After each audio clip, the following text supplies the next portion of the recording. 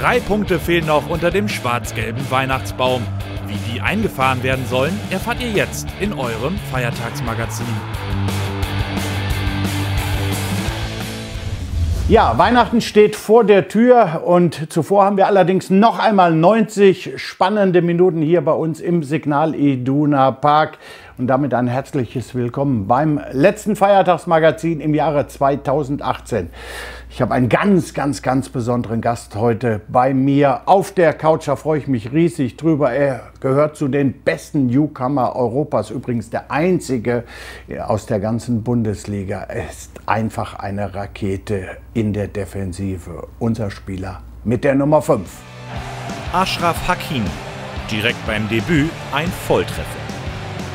Und seitdem eine Konstante auf Außen. Ob links oder rechts, Achraf kann beides. Robust, schnell und richtig abgeklärt. Dortmunds heißester Newcomer. In der Offensive extrem effektiv.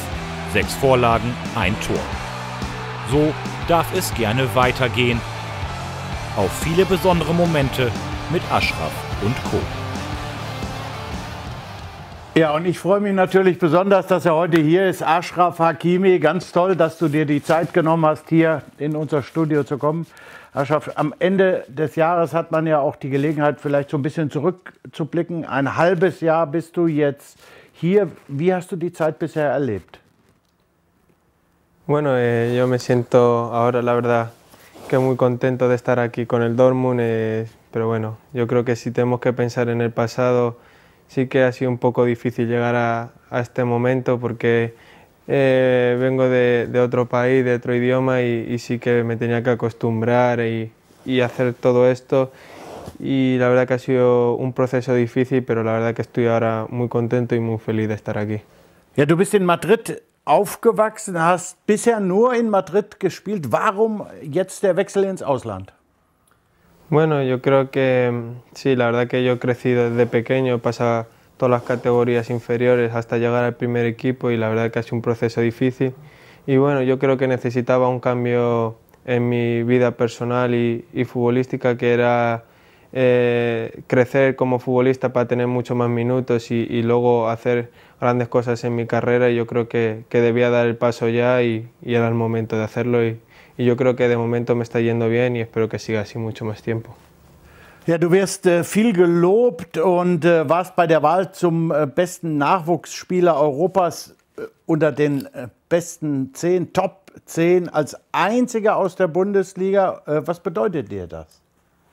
Bueno, la verdad que muy contento de estar entre los 10 mejores y el mejor de la Bundesliga. Y la verdad que es un trabajo y una recompensa a todo el trabajo que he hecho durante todo este tiempo y la verdad que muy contento y muy feliz de estar nominado. Ja, auf dem Platz bist du ja eher der Vorbereiter und jetzt darfst du mal selbst vollstrecken. Wir kommen zu unserer Rubrik Abstauber. Ich lege ein paar Sätze vor, sage ein paar Sätze und du vervollständigst die Sätze.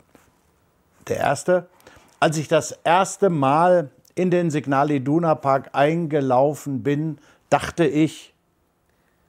Bueno, a mí me sorprendió cuando entré al campo la afición, que ya desde el calentamiento ya te están animando, cómo te arropa la grada y la verdad que para mí eso fue lo que más me impresionó en mi primera vez en el estadio. In der Winterpause werde ich.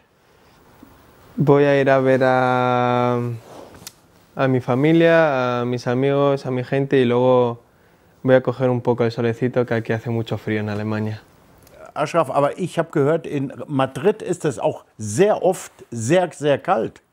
Sí, pero yo creo que menos que en Alemania. La verdad que en Madrid sí que hace bastante frío también, pero yo creo que aquí hace mucho más frío que en Madrid y yo prefiero estar ahí que aquí. Für das neue Jahr wünsche ich mir.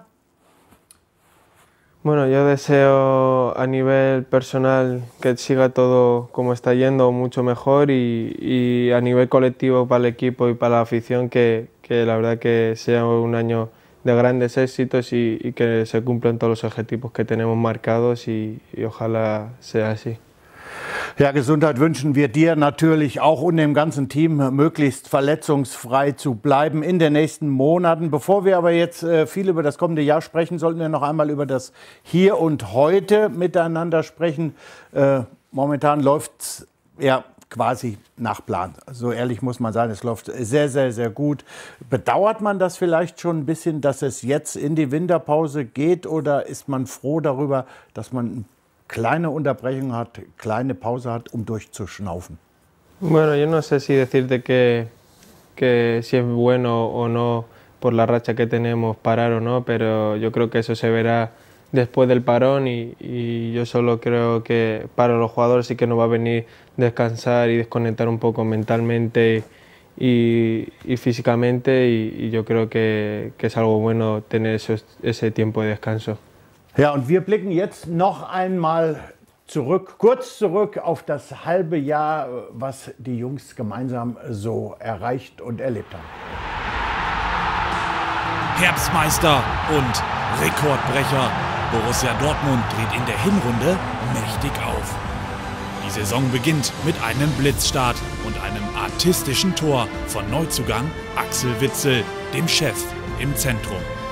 Auch Stürmer Paco Alcázar schlägt direkt ein. Zunächst als Top-Joker, wie beim Last-Minute-Wahnsinn gegen Augsburg, später auch mit Startelf-Toren. Ein Höhepunkt, der 3:2-Sieg gegen den FC Bayern. Nach 90 Minuten Flutlicht-Krimi behauptet der BVB die Tabellenführung. 2 Wochen später dann dieses Traumtor von Vizekapitän Lukas Piszczek beim emotionalen Auswärtssieg in Mainz.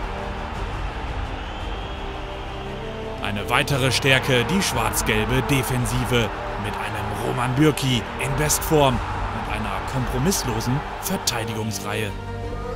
Nach 3 Jahren wird doch endlich der Derby-Bann gebrochen. Thomas Delaney und Jadon Sancho lassen Dortmund beben.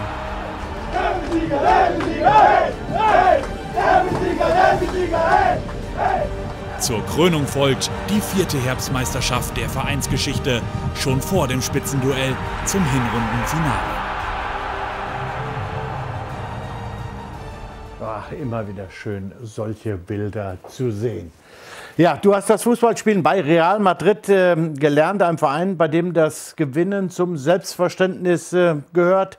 Hast du dieses Selbstvertrauen mit nach Dortmund gebracht? Sí, bueno, yo siempre he sido un ganador, siempre he sido muy competitivo. Sé que en el Madrid es un club que te inculca en eso, pero bueno, yo siempre en mi vida, hasta con mis amigos, cuando juego con ellos a la Play o a cualquier cosa, siempre me gusta perder y cuando me cabreo yo me enfado un montón. Entonces yo en mi vida personal también me gusta ser competitivo y ganador. Ja, das stimmt wirklich. Achraf, verlieren ist einfach scheiße. Das ist so. Das ist in den Sportlern, in Fußballern natürlich drin. Du bist im spanischen Fußball groß geworden. Du kennst jetzt beide Ligen. Und was ist denn eigentlich der größte Unterschied zur Bundesliga? Oder gibt es Unterschiede? Bueno, en la Liga Española se juega un poco más el fútbol de posesión, pero aquí yo creo que también algunos equipos intentan tener el balón, pero yo creo que la diferencia es que aquí se juega más idas y vueltas, que en España se juega más un poco al fútbol, un poco a tener un poco más el control del balón. Ja, du bist wie gesagt in Spanien groß geworden, hast aber einen marokkanischen Hintergrund und du spielst auch für die marokkanische Nationalmannschaft. Was ist denn an dir typisch spanisch und was ist typisch marokkanisch? Lo típico marroquí mío es un poco la religión y sobre todo la comida, que estoy acostumbrado porque mi madre desde pequeño siempre me ha cocinado ella y bueno, y lo típico español yo creo que mis amigos y el haber crecido en España, que ya me sé también un poco la vida española y eso es. So, jetzt sind wir fast schon am Ende und jetzt müssen 2 Sportler gegeneinander antreten, die beide nicht gerne verlieren, Achraf und ich. Es geht natürlich wieder um des Dönekes mit Fritz.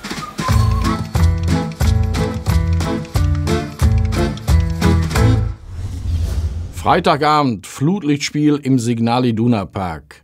Borussia Dortmund ist seit 25 Spielen daheim an einem Freitagabend ungeschlagen. Super. Was machst du da? 25 Freitag.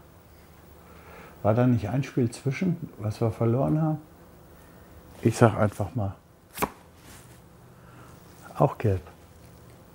Das ist richtig. Ja. Die letzte Niederlage liegt bereits 14 Jahre zurück. Achraf ist der erste Marokkaner beim BVB. Der erste Marokkaner in der Bundesliga war der Spieler Azusi und er spielte für Borussia Mönchengladbach. Difficult. Ja. Also, Azusi kann vielleicht sein, aber der hat nicht für Gladbach gespielt. Ich weiß es nicht. 3, 2, 1. Das ist falsch. Rachid Azusi debütierte damals für den MSV Duisburg beim 2:0-Sieg über den FC Schalke 04. Sigi Hills erstes Pflichtspiel für Borussia Dortmund war am 11. September 1965.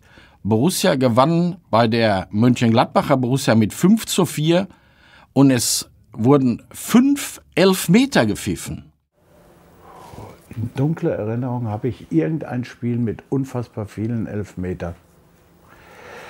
Es ist aber mehr ein Raten als ein Wissen und deshalb 3, 2, 1. Das ist richtig. Es war ein ganz tolles Spiel der Dortmunder Borussia, die seinerzeit 5:4 in Mönchengladbach gewann. Ja, jetzt möchte ich natürlich auch ordentlich gratuliert bekommen, Achraf. Ich habe gewonnen mit 3:1. Aber lieber, heute gewinne ich und du gewinnst gegen Gladbach. Ist okay? Okay. Okay.